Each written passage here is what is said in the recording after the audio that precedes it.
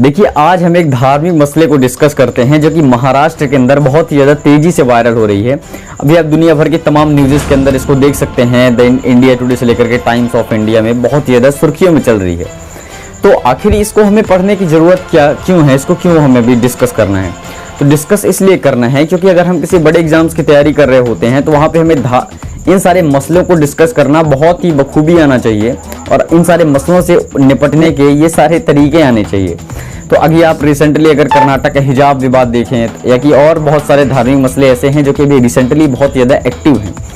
तो ये जो महाराष्ट्र के अंदर हनुमान चालीसा बना आजान का ये जो केस हुआ है, यानी हनुमान चालीसा वर्सेस आजान का ये जो केस हुआ है, इसको डिस्कस करना बहुत ही इम्पोर्टेंट है।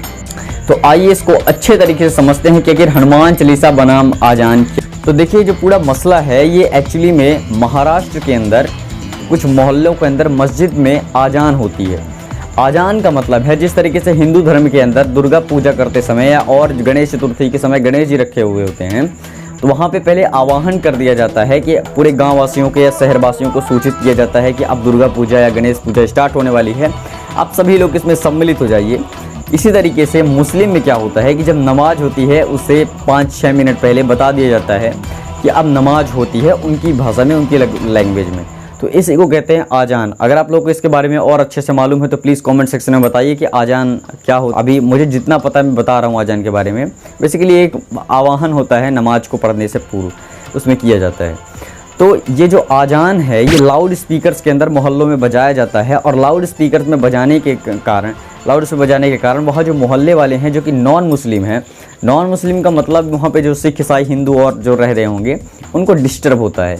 इसके साथ ही साथ जो वहाँ पे पढ़ने लिखने जाते हैं स्टूडेंट्स, उनको भी लाउड स्पीकर से बहुत ही ज़्यादा हानि होती है, ख़राब होता है। और ये जो लाउड स्पीकर्स हैं ये बहुत ज़्यादा पॉल्यूशन भी करते हैं। अगर आप जाने तो जो भाषा में भी हम इसको समझते हैं कि लाउड स्पीकर्स किस तरीके से हानि करते हैं।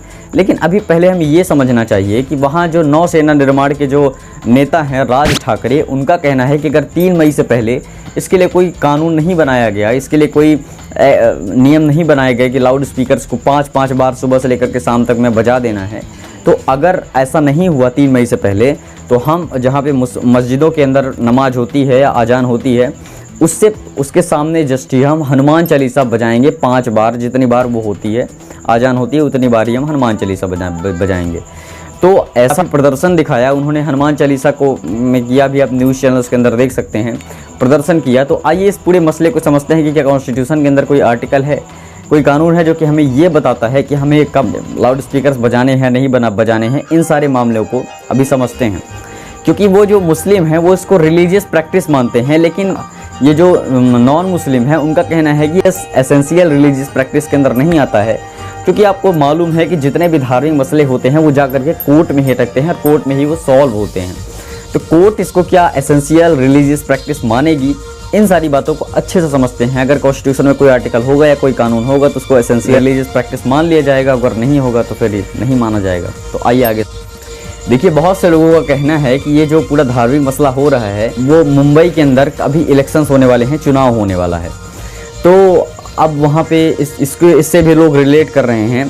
तो क्या इसका मतलब महाराष्ट्र में और बीएमसी यानी मुंबई में कोई अंतर है क्या? तो मुंबई यानी कि बृहदनगर म्युनिसिपल कॉरपोरेशन के अंदर ऐसा कहा जाता है कि उसका खुद का बजट भारत के कई राज्यों के बजट से अधिक होता है। तो इस तरीके से बीएमसी का चुनाव मायने रखता है इन धार्मिक मसलों के अगर सेंस में देखा जाए तो इस तरीके से चीज़ों को रिलेट करना बहुत ही आसान हो जाता है। तो आइए हम इसके आगे मसले को समझते हैं।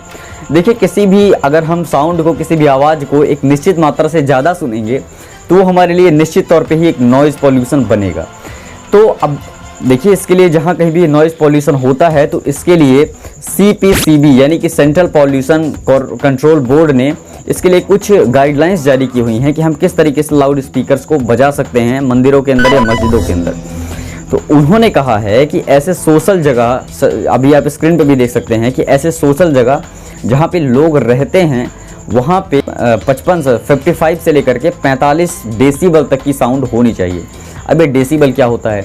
तो जिस तरीके से वजन मापने के लिए किलोग्राम हम यूज़ करते हैं, दूध लेने के लिए, कोई द्रव वाली पदार्थ लेने के लिए लीटर्स का यूज़ करते हैं, केले लेने के लिए दर्जन का यूज करते हैं, इसी तरीके से साउंड को मापने के लिए उस डेसिबल का उपयोग करते हैं, तो वहाँ पे 55 से लेकर के 45 यानी मैक्सिमम होनी चाहिए।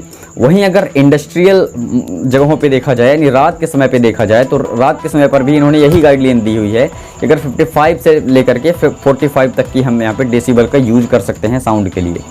लेकिन साइलेंस जगह जहाँ पे साइलेंट जोन होता है, जैसे कि स्कूलों के अंदर, हॉस्पिटल्स के अंदर, तो इन सब जगहों में बहुत ही कम यानी कि 50 से लेकर के 30 तक के यहाँ पे डेसिबल में गाइडलाइन दिया गया है। 50 से लेकर के 45 या 30 मतलब इस तरीके से, मतलब कम ही, मैक्सिमम हमें 50 समझ लेना चाहिए साइलेंट जोन में, ठीक है, या रात के समय में। और जहाँ पे बहुत ज़्यादा खटपीट की आवाज़ आती रहती है, जैसे दिन में अगर देखा जाए सुबह से लेकर के शाम के 6 बजे तक, तो इनकी गाइडलाइन है कि अगर 75 से लेकर के अभी मैक्सिमम 75 और मिनिमम अगर देखें हम यहाँ पे 70 या उससे कम तो होता नहीं है। लोग साउंड तेज़ ही लगा के सुनना पसंद करते हैं, पता नहीं क्या मिलता है उनको। तो 75 यहाँ पे मैक्सिमम हम यहाँ पे इसको सुन सकते हैं, ऐसा वहाँ पे CPCB की गाइडलाइंस है। तो कहने का मतलब है कि CPCB ने एक बाकायदे यहाँ पे एक नियम बना रखे हैं, गाइडलाइंस बना रखी हैं कि हमें किस तरीके से लाउड स्पीकर्स को यूज़ करना है। तो फिर काहे, अगर ये गाइडलाइंस का हम इसमें पालन करें तो काहे के लिए इतना ज़्यादा बवाल हो धार्मिक मसलों के लिए। तो यहाँ पे ये हमें थोड़ा सा ध्यान रखना चाहिए गाइडलाइंस वगैरह के बारे में। तो आइए अब आगे समझते हैं। देखिए, जो मुस्लिम है वो इसको एसेंशियल रिलीजियस प्रैक्टिस मानते हैं। उनका मानना है कि ये हमारा जो ये लाउड स्पीकर है, जो आज़ान है, हम नमाज के पहले आज़ान बजाते हैं, वो हमारे फंडामेंटल राइट के अंदर आता है, एसेंशियल रिलीजियस प्रैक्टिस के अंदर आता है। ये इनका जो बेस है वो इंडियन कॉन्स्टिट्यूशन के अंदर आर्टिकल 25 में ये लिखा हुआ है कि हम अपने धर्म को, कोई भी अगर धर्म है, अगर वो अपने धर्म को प्रैक्टिस करता है, प्रोपोगेट करता है और प्रोफेस करता है, यानी कि अपने धर्म को प्रचार प्रसार करता है, अपने धर्म को मानता है, तो वो उसके रिलीजियस प्रैक्टिस के अंदर आता है, वो उसके रिलीजियस फंडामेंटल राइट के अंदर आता है, उसको धार्मिक स्वतंत्रता है, इसके बेस पे कहा गया है। लेकिन अब मैं आप लोगों को बता देना चाहता हूँ मुस्लिम्स को, ये जो फैसला किया गया है, ये जो आर्टिकल लिखा हुआ है, ये तभी तक वैलिड होगा जब तक ये पब्लिक ऑर्डर को डिस्टर्ब न करे, नैतिकता को डिस्टर्ब न करे, या कि किसी स्वास्थ्य पर कोई बुरा प्रभाव ना डाले।